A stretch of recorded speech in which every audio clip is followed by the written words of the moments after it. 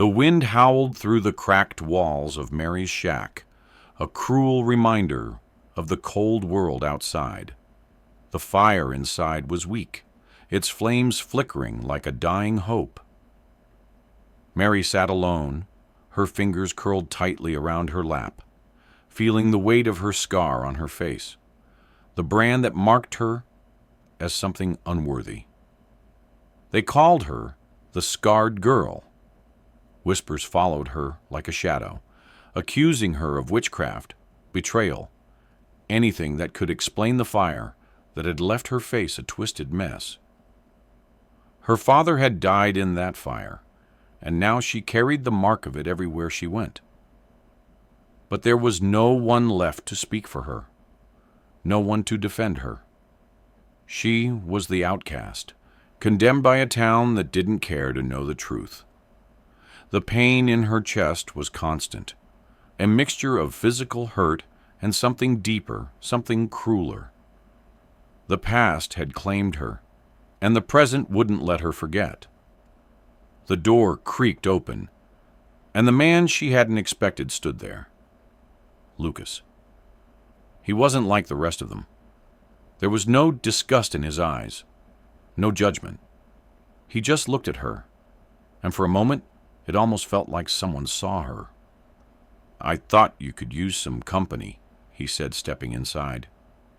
He didn't speak of the past or the scars.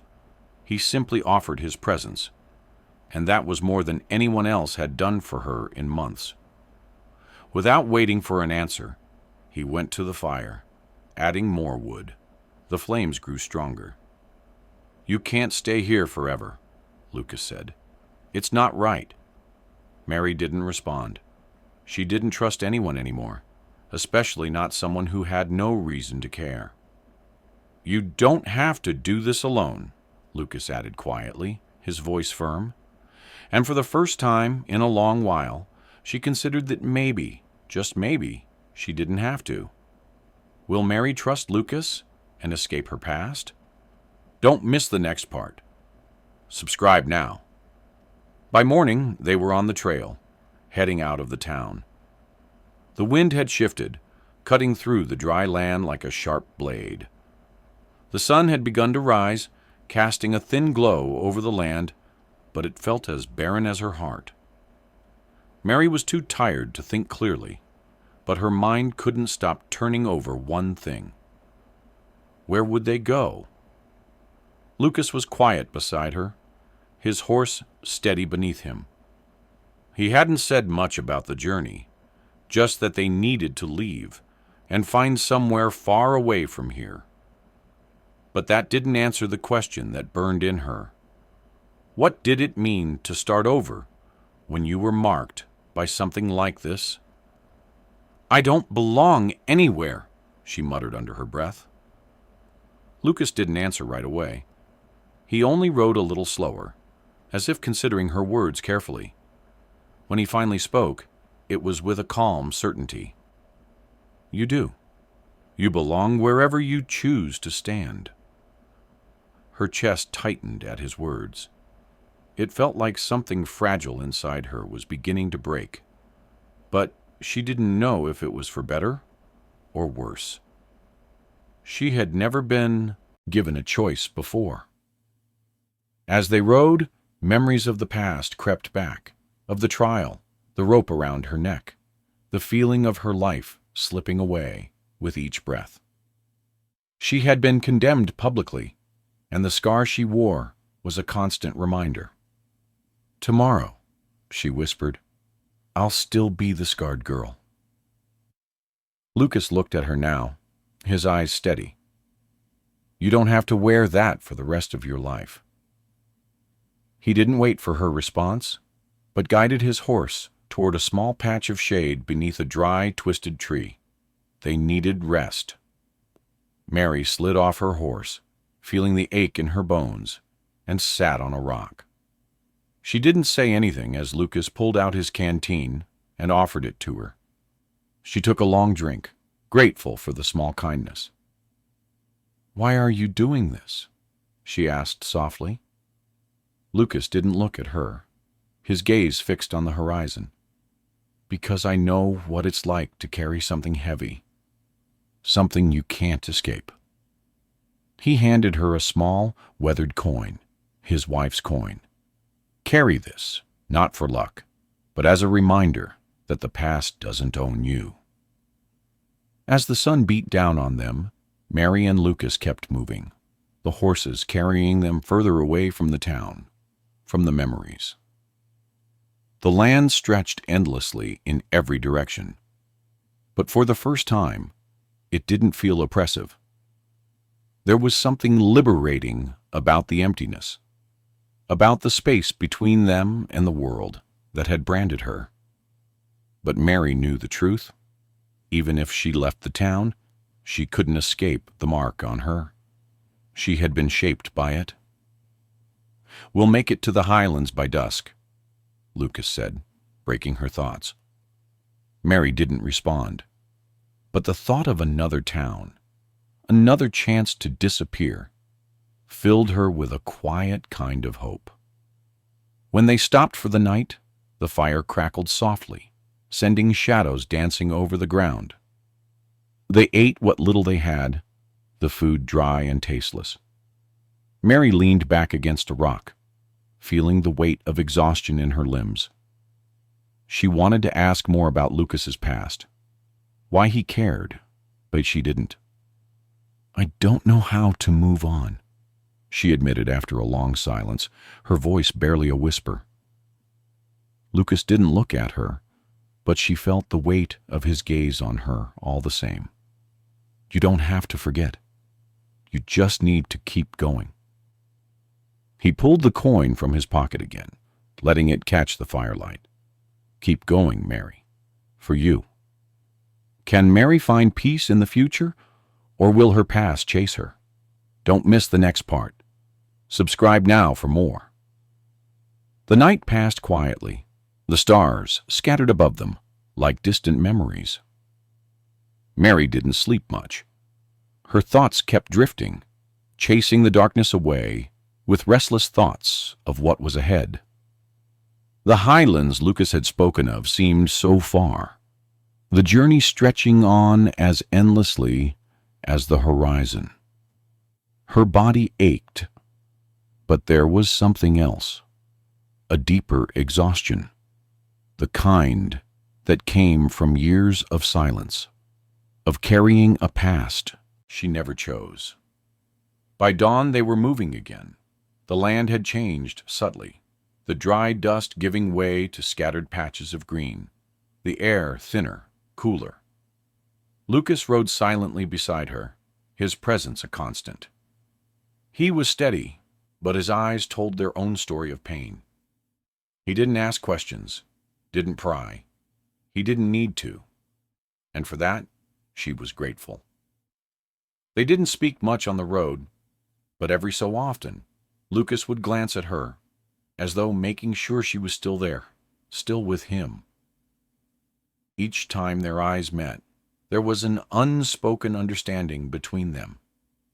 He wasn't saving her. He was simply letting her walk beside him. It wasn't until they reached a small, quiet creek at the edge of a canyon that Mary broke the silence. She dismounted, her legs stiff, and sank to the ground beside the water, her hand brushing the cool surface. "You never told me why you're helping me," she said, her voice breaking the stillness of the morning. "I don't even know who you are."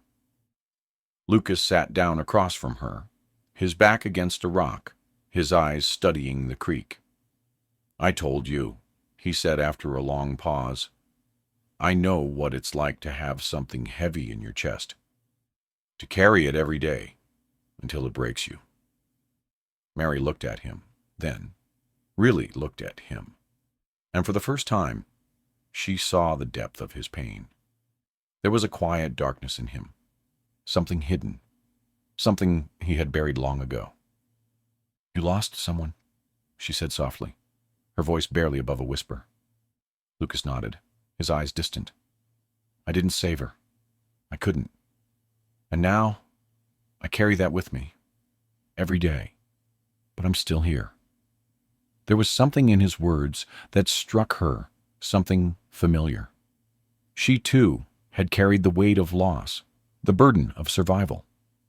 She thought of her father, of the fire that had taken him from her.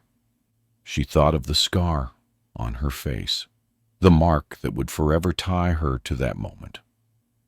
"I thought I was the only one who felt this way," she said, her voice barely audible. "You're not alone," Lucas said, his voice firm. He reached into his bag and pulled out the coin, the small metal object that had become a symbol of their shared silence. He handed it to her again, this time with more meaning. Mary took it, her fingers brushing the worn edges. For a moment, she didn't say anything. She just stared at the coin, the small piece of metal that seemed to carry so much weight. "This doesn't fix anything," she said finally, her voice filled with quiet frustration. "No," Lucas replied, "it doesn't. But maybe it helps you remember that you're still here. You've survived." And for the first time in a long time, she allowed herself to believe it. She wasn't broken. She wasn't lost. She had survived. What happens when Mary faces her past head on?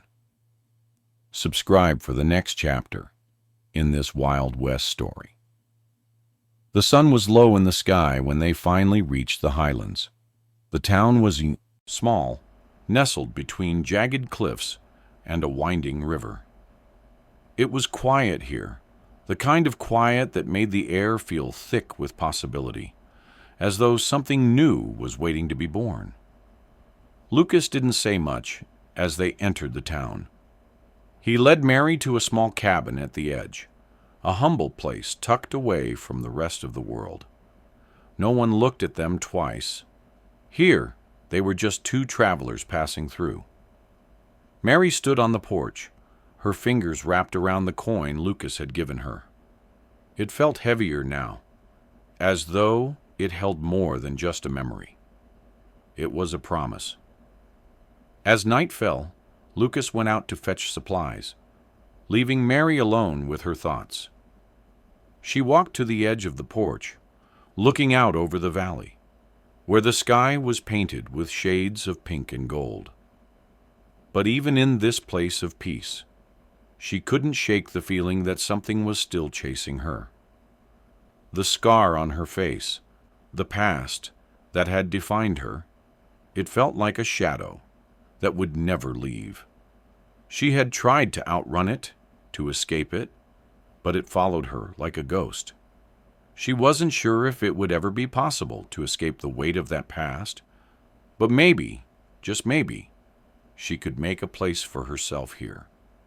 A place where the scar wasn't her first introduction, where it wasn't the thing everyone saw, and maybe, just maybe, she could learn to live with the silence of it all. As the wind blew softly through the trees, she made a choice. She wouldn't let the past define her any longer. She would build something new, even if it took years. The fire inside her, small but steady, was enough to keep her going. How will Mary build her future?